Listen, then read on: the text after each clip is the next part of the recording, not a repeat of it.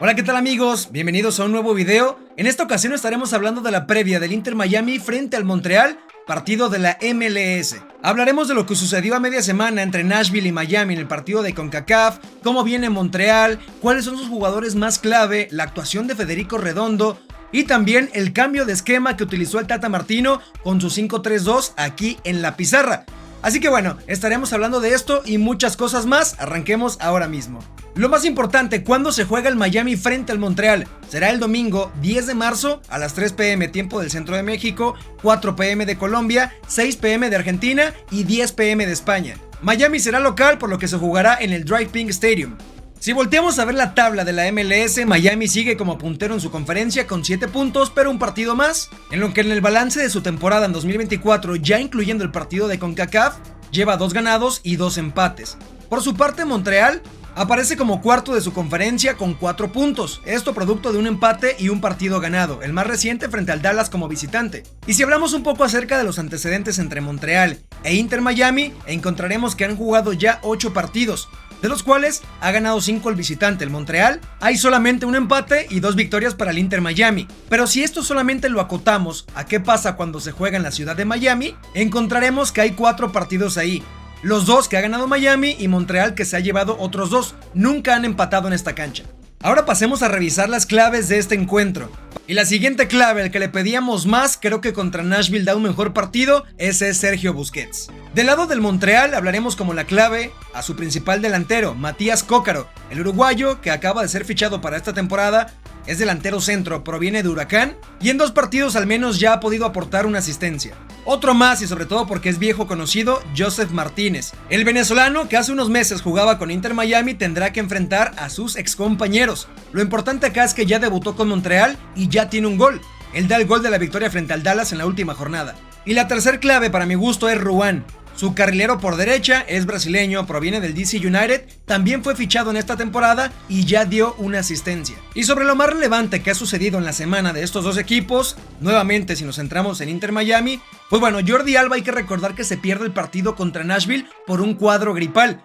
No ha habido novedades acerca de su recuperación y se prevé que también pueda estar descartado para este partido. Les contaba también que ya debutó Fede Redondo, para mi gusto no hace el mejor de los partidos, sobre todo en la fase defensiva, pero es muy pronto para exigirle a alguien que además es muy joven, es una promesa y viene llegando, le falta adaptación notablemente, pero sobre todo que consiguió 2 goles como visitante. Esto lo hace que si puede ganar el partido frente a Nashville, del cual ya haremos una previa más extensa, pues justamente eso, solo la victoria le permitiría acceder a la siguiente fase de cuartos de final, donde parece que se enfrentarán a Rayados de Monterrey de México. Un empate de 1-1 también le permite avanzar, el empate 2-2 manda esto a la larga y cualquier otro empate superior, obviamente 3-3, 4-4 o una victoria de Nashville como visitante haría que Inter Miami quede fuera. Del lado de Montreal, quizás una de las bajas más sensibles que tuvieron para este torneo fue la salida de Romell Quioto, elemento de ofensiva que duró bastante tiempo por acá, pero le toca decir adiós. Y bueno, así damos la bienvenida también a la sección que más me gusta, que es la pizarra táctica. Hablaremos primero del Inter Miami, su último partido, su formación, fortalezas y debilidades, y después también pasaremos a darle un repaso a Montreal, para que puedas conocer más o menos cómo juega, pero sobre todo para que durante el partido en vivo puedas identificar algunas situaciones que aquí te voy a contar. El Tata Martino decidió cambiar su habitual 4-3-3 por este 5-3-2, que a mi parecer Miami no se ve bien jugando con línea de 5. Lo intentó muchas veces en la pretemporada y cuando mejor se ha visto este equipo es con el 4-3-3, incluso defensivamente. Pero bueno, vamos rápido con la alineación. El portero como siempre, Drake Callender. La tercia de centrales de izquierda a derecha con Nico Freire, Sergei Kripstov y Toto Avilés. El carrilero por derecha fue Julian Gressel, que ya había jugado también ahí durante la pretemporada, ahora ante la partida de DeAndre Yedlin al Cincinnati.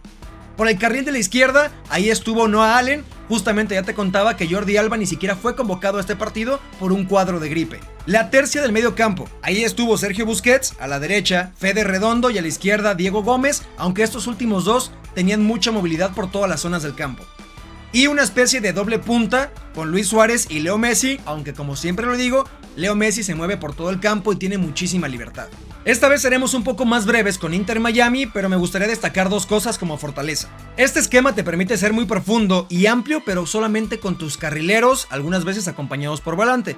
Si me explico un poco, podríamos tomar en cuenta que Gressel constantemente acababa hasta esta posición haciendo un recorrido muy largo pero efectivo. Lo mismo con Noah Allen, que de hecho, si recuerdan, hay una jugada muy importante donde Messi se coloca al borde del área o incluso un poco más adelante, y Allen, intentando emular lo que suele hacer Jordi Alba, mete un pase retrasado que por poco deja el 1-1, aunque el balón y el remate de Messi se va por fuera.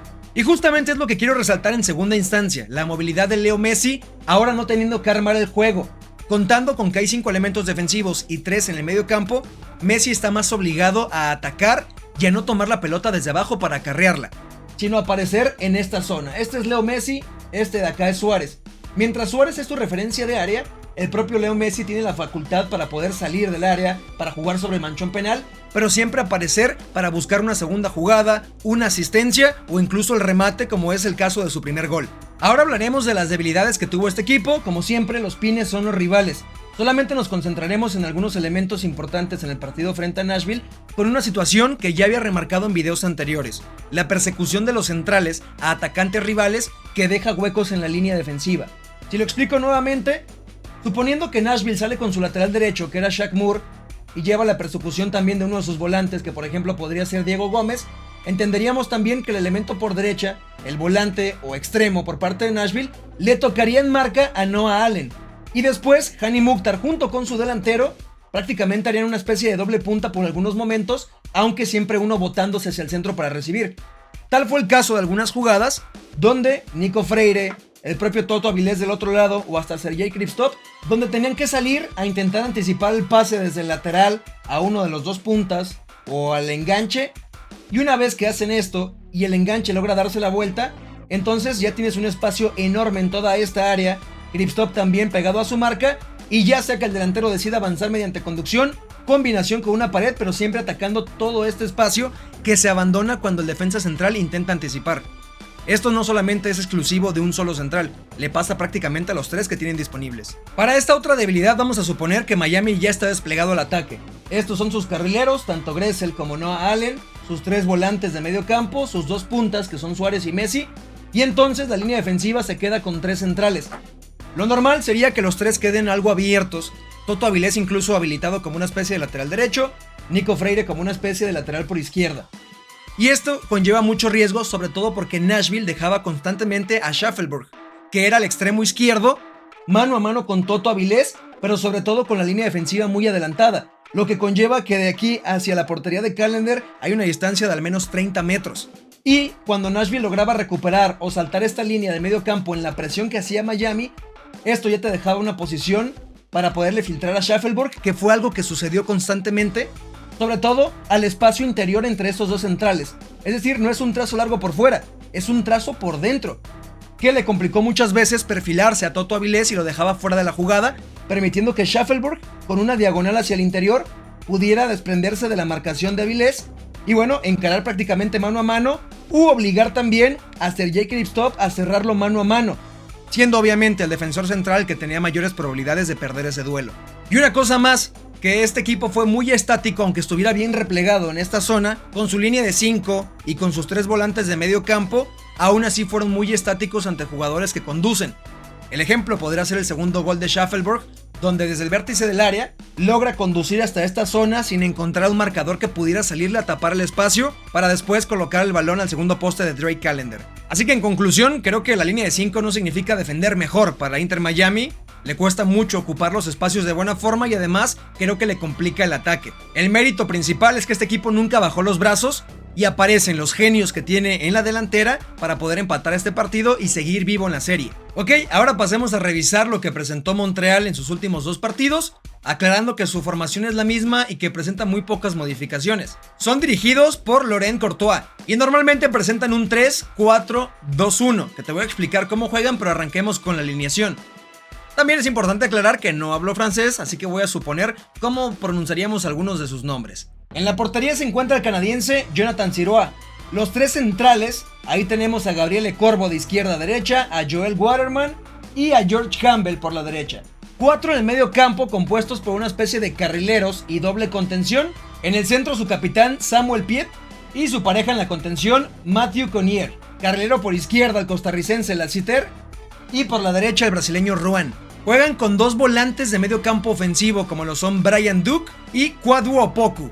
Y en la punta, ahí está su refuerzo, Matías Cócaro, el charrúa. Como podrás notar aquí, tengo apuntado a Opoku, que salió lesionado en el último partido frente al Dallas. Y acá tengo a uno de sus refuerzos, al búlgaro Yankov, que fue un jugador que incluso inició en la primera jornada como titular y que creo que se apunta para reemplazarle.